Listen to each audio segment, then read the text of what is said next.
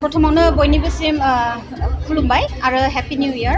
आरो नोंथांमोना फैनायनि थाखाय आं जोबोद धन्यबाद होयो सो आं हिंदीनि बुंनोसै ताकि बयबो बुजिनो मोनो ना सब लोगों को मेरे तरफ से नमस्ते एंड हैप्पी न्यू ईयर। हमारा आज लेडीज़ फिटनेस यहाँ पे खुला है, हम लोग ने ओपनिंग सेरेमनी है और यहाँ पे हमारा cardio, Zumba, aerobics, yoga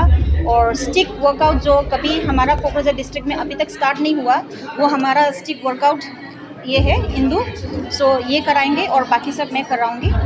and यहाँ पे हमारा लाइक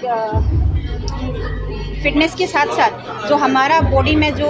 नर्व्स का प्रॉब्लम होता है या वर्कआउट के बाद जो बॉडी पेन या नॉर्मली इवन विदाउट वर्कआउट भी हमारा बॉडी पेन होता है तो उसके लिए हमारा कोकराझार डिस्ट्रिक्ट में कोई भी फिटनेस सेंटर में ऐसा फिजियोथेरेपी का कोई वो नहीं है तो इसलिए हमारा फिटनेस सेंटर में along with our fitness we are having physiotherapist mister Chublao so ये हमारे साथ है so we are combined with physiotherapist also तो एक साथ हम लोग कर रहा है तो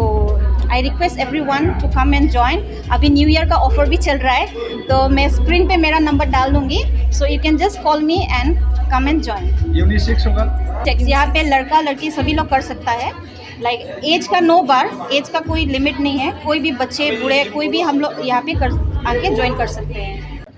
आं दा एज फिटनेसआव ट्रेनार आरो दा ओरैनो बडी बिल्डिंगफ्राव फोरोंनाय जागोन आरो मेन फिजिक बे टुर्नामेन्ट गेलेनो हागोन बेनि उनाव ओरैनो फिजिकेलबो गेलेनो हागोन आरो बेनि उनाव आरो सोरबाफोर एडमिसन लानो गोसोबा फैनो हागोन प्रब्लेम नङा। बडी बिल्डिंगनिफ्राय मेन फिजिक्ससिम मा नांगौ मोनजोबो वेटफोरबो एभेलेबेल आरो डाम्बल एभेलेबेल बिसोरनो आरो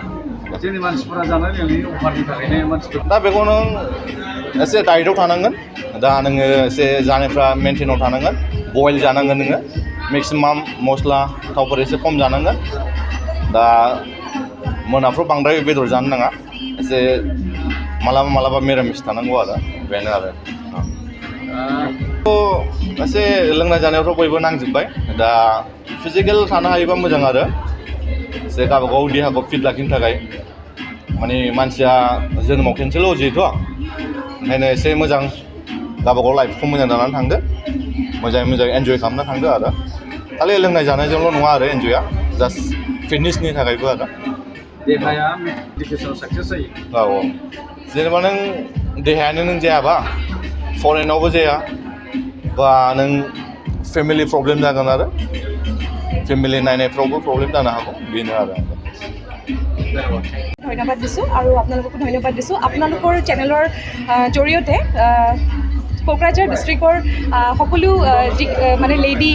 আৰু জেণ্টছ চাইল্ড যিখিনি আছে সকলোকে মানে নিমন্ত্ৰণ কৰিছোঁ আমাৰ ফিটনেছত আৰু বহুত ভাল লাগিছে কোকৰাঝাৰৰ যিখিনি পৰিৱেশ আৰু ইয়াত আমি আৰু বহুত ভাল মানে কাম আৰু আগুৱাই লৈ যাবলৈ বিচাৰিছোঁ আৰু আমি এটা বস্তু বিচাৰিছোঁ যে যিমানখিনি মানে আমাৰ মানুহ আছে সেই মানুহখিনি যাতে আমি 100% দিব পাৰোঁ আৰু তেওঁলোকে যাতে সদায় ফিট এণ্ড ফাইন হৈ থাকিব পাৰে। হয় হয় হয় হয় হয় যিহেতু সেইটোৱে মই ক'ব বিচাৰিছোঁ যে আজিকালি চবেই ফিটনেছত খুব গুৰুত্ব দিয়ে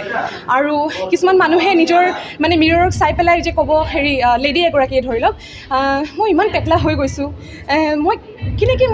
মই নিজকে মানে মেইনটেইন কৰিম কি কৰিম তো আপোনালোকে আমাক বিলিভ কৰক আহক ইয়াত জইন কৰক আপোনালোকে তেতিয়া আপোনালোকে আমাক 100% দিয়ক আপোনালোকক ডেফিনেটলি আমি 100% দিম সেইটোৱে ক'ম।